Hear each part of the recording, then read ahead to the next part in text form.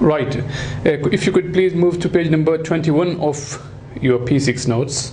It's the difference between employment and self-employment. Now, as we have seen in the previous video lecture, that there are different tax rates of national insurance contribution for employee and self-employed. If you are working for someone, there will be different national insurance contribution which you must pay, and if you are self-employed and you are doing your own business, then there are class 2 and class 4 NIs which you are liable to pay. Now, we need to differentiate between self-employed and employed, although it's so obvious that if the contract says that it is employee, then it will be employee. If the contract says that he is a boss, then of course he's going to be boss. But there are certain conditions which we must know, which indicates that it is employment or self-employment.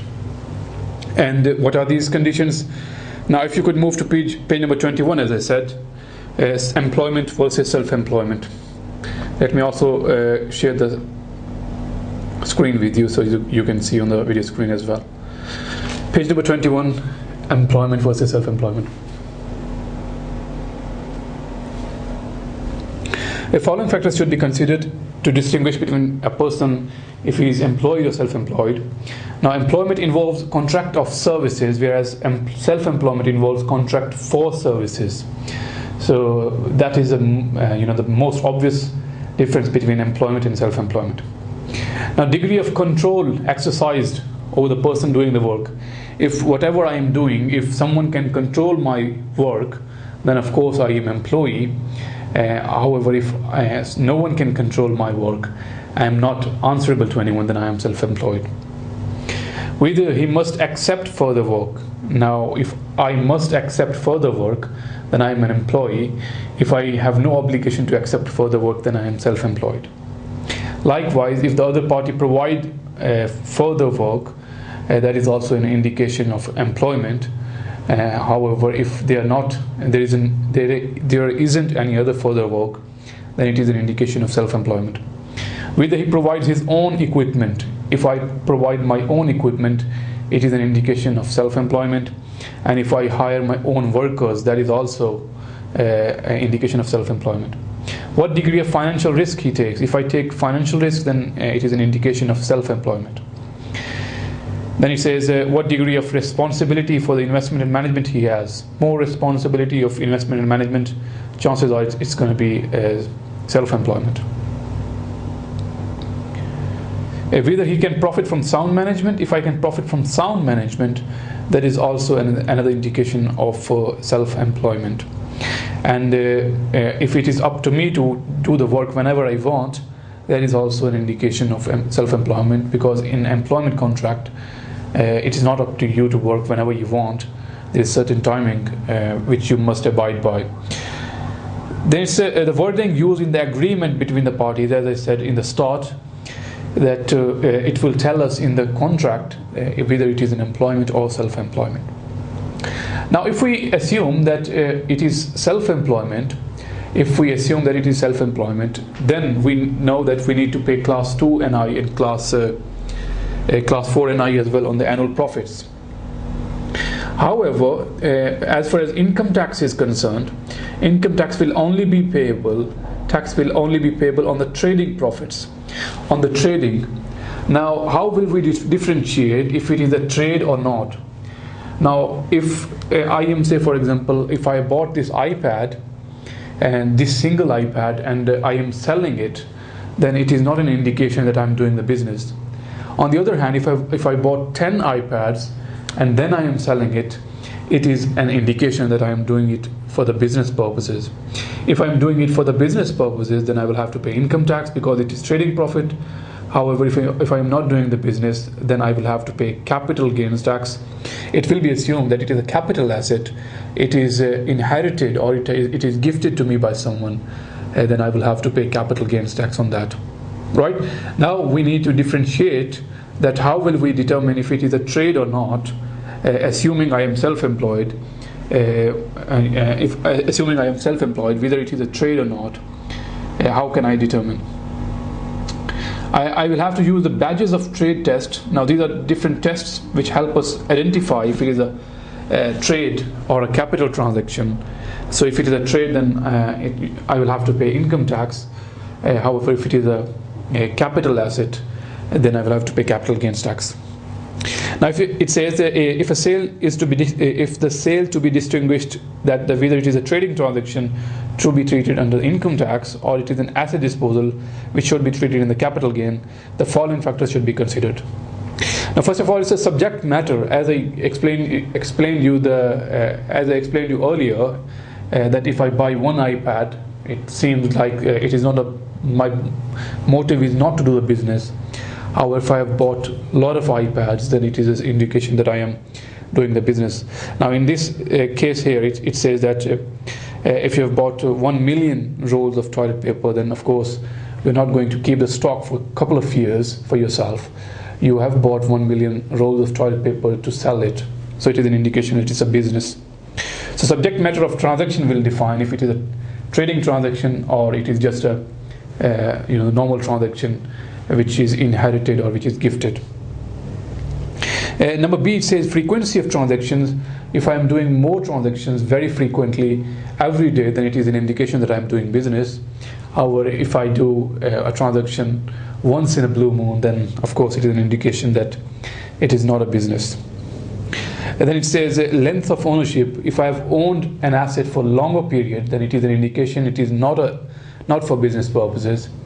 If I've bought this iPad and I kept it for a couple of years, it is an indication that I'm not doing the business.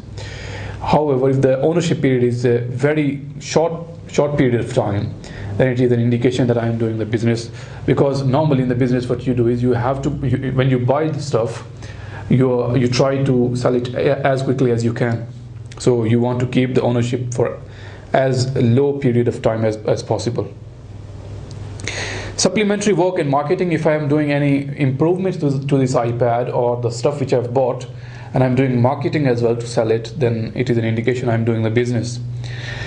Profit motive. If I have a profit motive, it is a strong indication. It is obvious indication that I'm doing the business. The way in which the asset sold was acquired. How did I get hold of this this iPad or any asset? How did I get hold of an asset? If it was inherited by someone, then it is an indication, obviously, that it is not a business purpose, not a business transaction, or if it is a gift. However, if I bought it especially, then it may be a trading transaction. Right, so that's our badges of trade for you. So, excuse me. Now let's do an example of employed and self-employed as far as the national insurance contribution is concerned. We have seen a difference between employment and self-employment a couple of minutes ago. And now let's do an example. Now on your video screen, there is an example of NIC, of employed and self-employed person. Now there are two people, Susan and another one is Hedrick. They are earning same amount of money. One is self-employed and the other one is employed.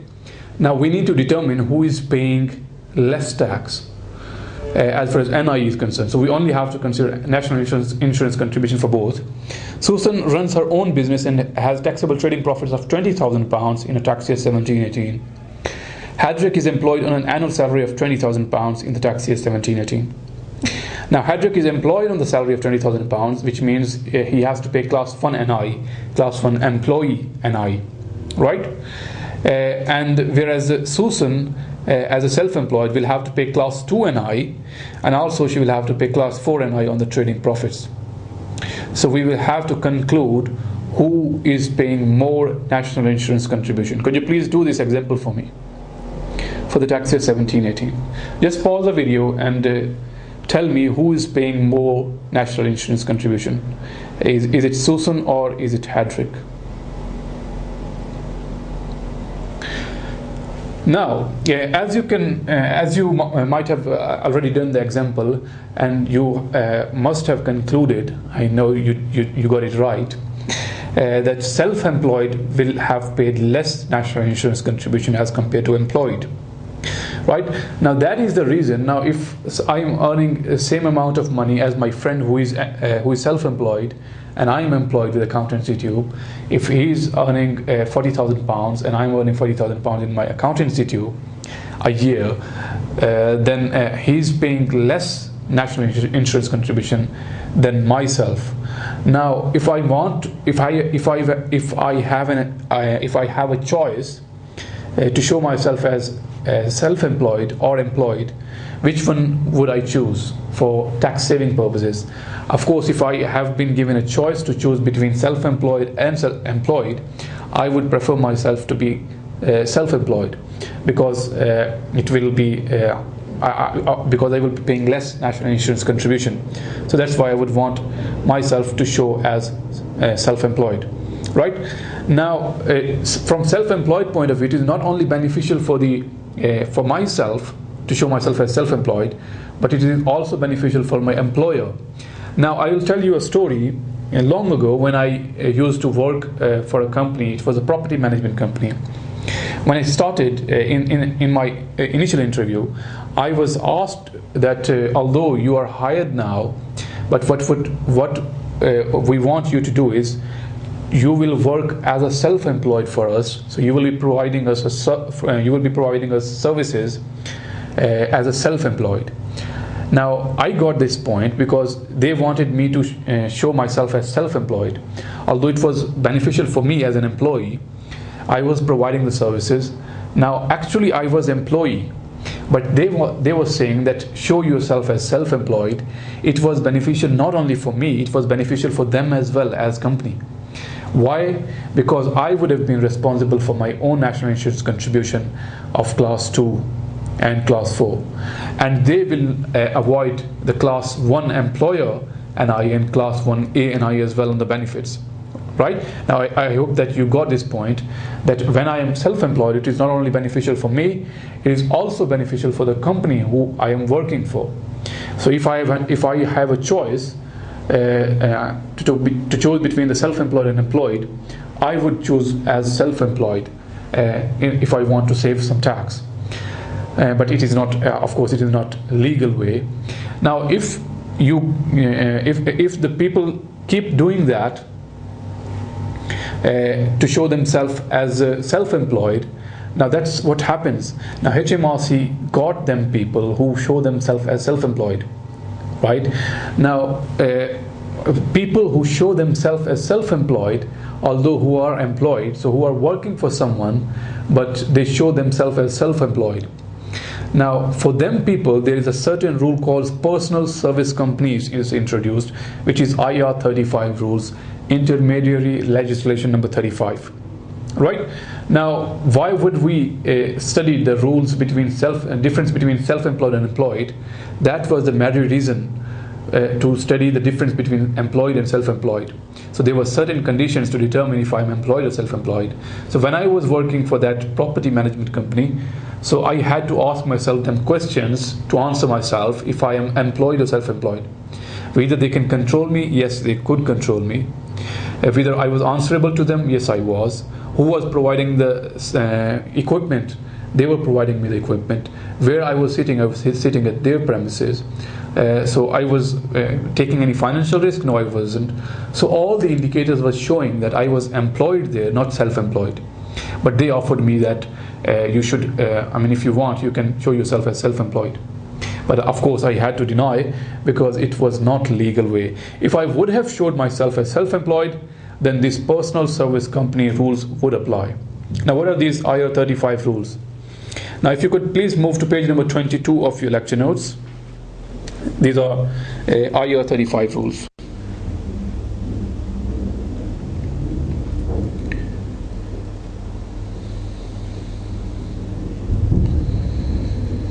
Just bear me 1 second while I...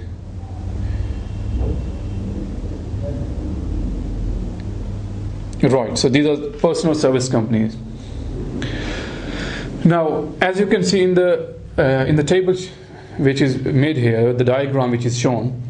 Now, what is happening before that employer is paying the salary to employee and the employee is providing services to the boss. So one person is working for the company and the company is paying the salary. Now, in the second scenario, what happened is that the employee has established a company. So they have set up a company in between the client and the employee. right? So if I'm employed at AccountancyTube, I am providing services to AccountancyTube when I am employed. Now, instead of working directly for AccountancyTube, I can set up an intermediary company, so which is providing services. So I am employed at that intermediary company, and that company is providing services to AccountancyTube by myself. All right. So I am not providing directly services. I am providing services through the intermediary company. So eventually, I am providing same services to AccountancyTube. Now, if I'm doing like that to show myself as self-employed, why I am doing it? Because I will have to pay minimum amount of tax, because I will withdraw a least amount of money, and I will withdraw more. I will take less salary, and I will withdraw more in the dividends.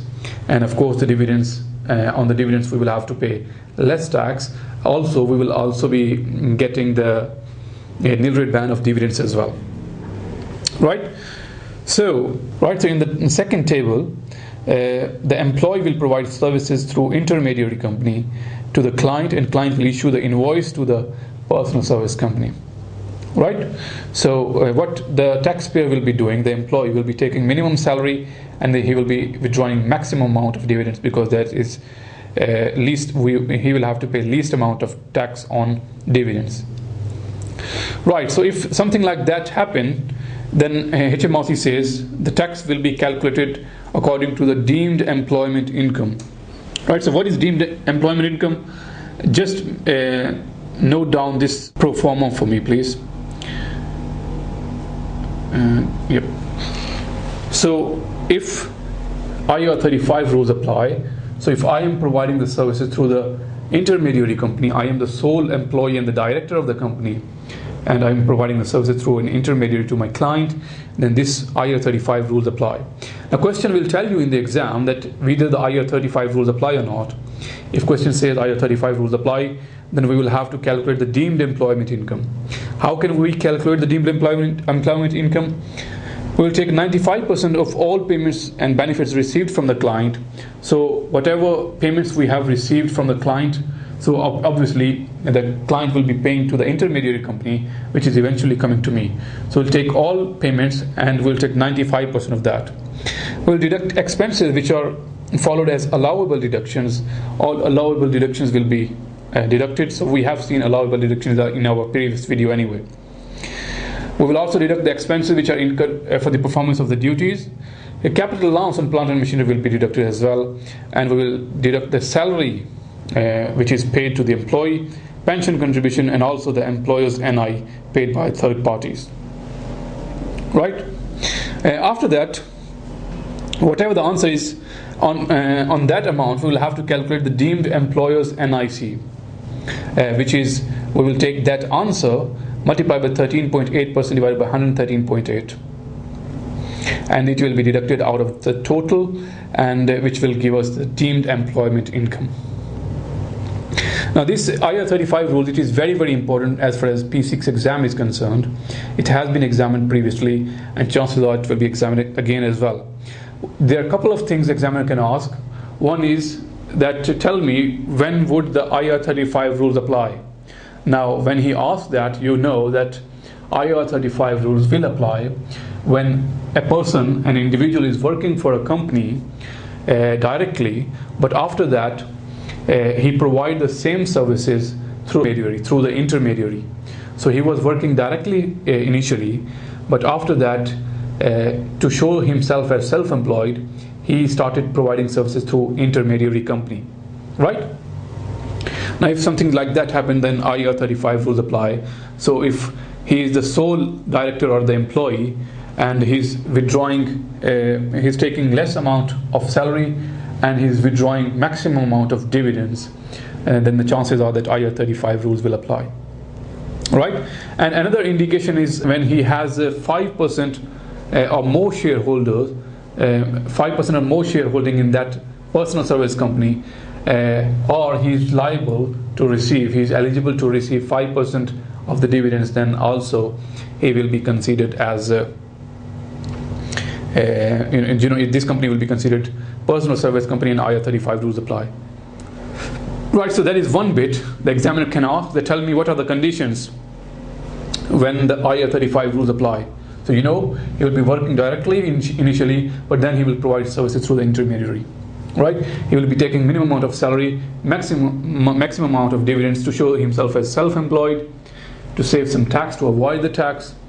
And if he holds 5% or more shareholder, he holds 5% or more shareholding, and he is also eligible to receive the dividend of same amount, then chances are the IR35 rules apply.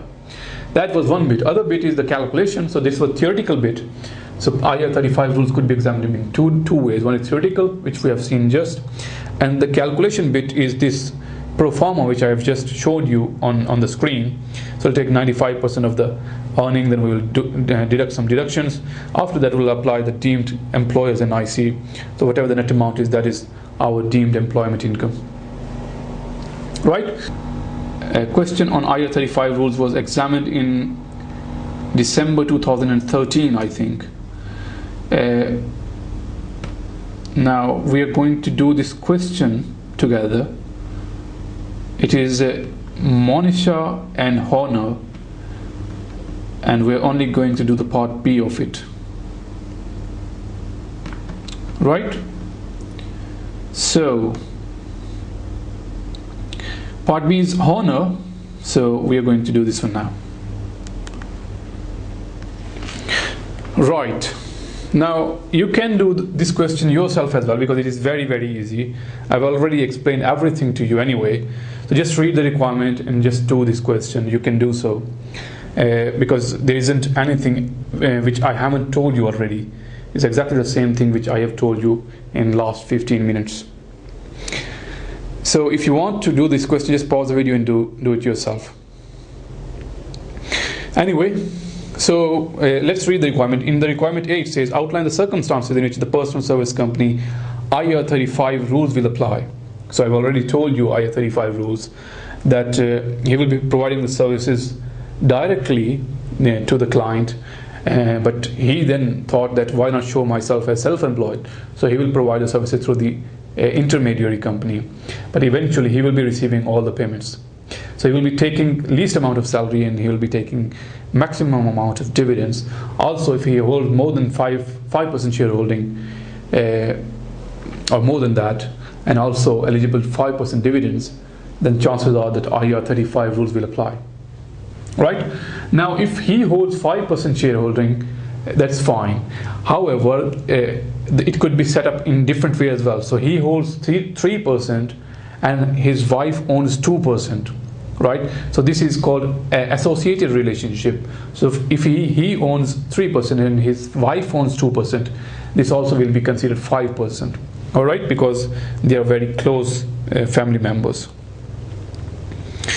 Right then, outline circumstances in which the personal service company rules apply. I've already told you. So you just have to tell them 3 conditions in order to score 3 marks. The second one is calculate deemed employment income of Honor for the year ended 5th of April 2019. So we have to calculate the deemed employment income with the help of the same pro forma which I've just shown you, 95% of the employment income and stuff like that. So let's read the scenario now, please. Honor owns all of the shares of Otmar Limited. Honor is the sole employee and director of Otmar Limited. Right? So he owns all of the shares, which means he owns more than 5%. And he's a sole employee and director of the company. All of the income of Otmar is subject to the personal service company legislation. Right? So IR35 rules apply, it says. So when, there isn't any confusion at all. The examiner has told you that IR35 rules apply. And examiner will always make it clear to you that if IR35 rules apply or not. So he won't examine anything technical for you to determine if the IR35 rules apply or not. So he will clearly tell you. Right, then after budgeted figures for Otmar Limited for the year ending 5th of April 19 are set out below. Where applicable, these amounts are stated exclusive of value-added tax. Now, income in respect of the relevant engagements carried out by Honor. Now, these are the takings, these are the income by Honor. So it is £85,000. So how can we start? We will write down 85,000 multiplied by 95%. Right, so these are the takings. We will take 95% of the takings. After that, cost of administering the company. Now this cost of administering the company, it is not an allowable expense. All right, so it is not an allowable expense, so we cannot deduct this expense. And also it is not necessary for the performance of the duties, so it is not incurred for the performance of the duties, so this expense is not deductible. And after that, annual salary. Now annual salary will be deducted, so 85,000 pounds multiplied by 95%, then the annual salary will be deducted, which is 50,000 pounds. Now dividend paid to Honor, dividends cannot be deducted because we have already considered this thing in the income from relevant engagement section. We've already took 95% of the total earnings, so we can't consider dividends, because if we consider dividends, it will be double treatment, so we can't consider the dividends. And after that, contribution paid into an occupational pension scheme in respect of Honor, that amount will also be deducted. After deducting that, we will have to deduct the employer's NIC on the salary. So salary is 50,000 pounds less whatever amount is exempt, 8,000 something, and on that I think it is 13.8% of the NI, that is employer's NI, right? So employer's NI is class 1 employer. If you remember, there was annual allowance of 3,000 pounds as far as employer class 1 NI was concerned. 3,000 was exempt regardless of the number of employees. If there are 10 employees, out of the total class 1 NI, 3,000 was exempt. Doesn't matter if it is 1 employee or 10 employees. In this case as well, it is just a single employee, but the problem is he is also the director. So when he is only employee and the director too in the company, then this annual allowance will not be available. Right? So please make sure you write it down. So although this is available even if it is 1 employee, but where that single employee is director as well, then this annual allowance will not apply. So we cannot deduct this 3,000 exemption. Right, and after that, we'll have to calculate the deemed NI. Deemed NI would be this answer, whatever is net amount of that, multiplied by 13.8 over 113.8, and which will give us the deemed employment income. Right?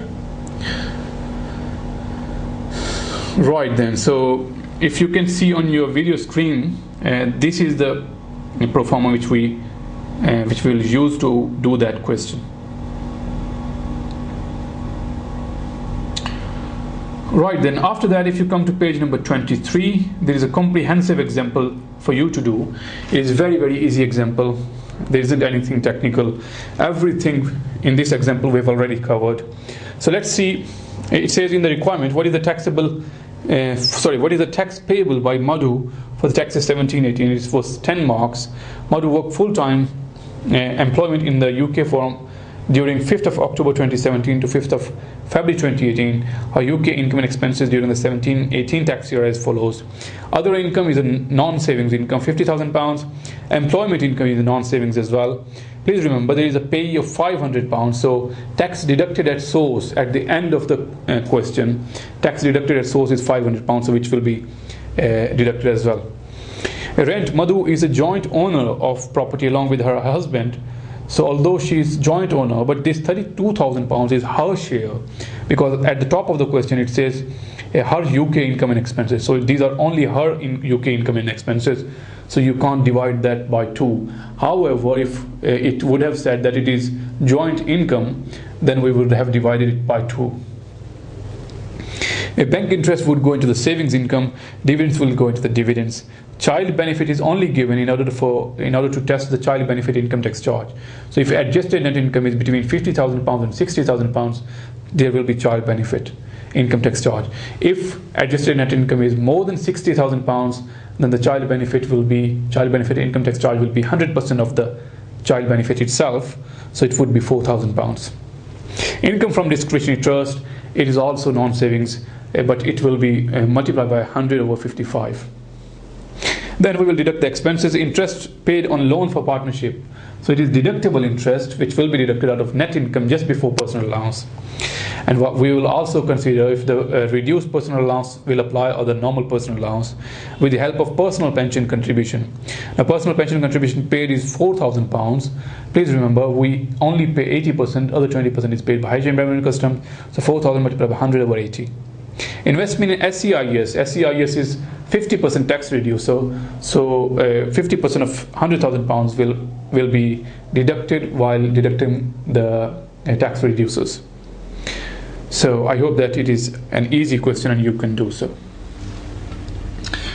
Right, so that's it for this video lecture.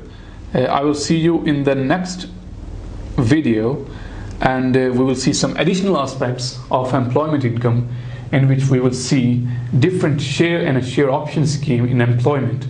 So when you work for a company, sometimes your employer can give you shares less than market value, or they can give you some options as well. So there are different kinds of schemes which you can invest in, but although you have to invest for a specific period of time, excuse me, but then you are eligible to buy some shares, so you have an option. Right, so I will see you in the next video then. Goodbye.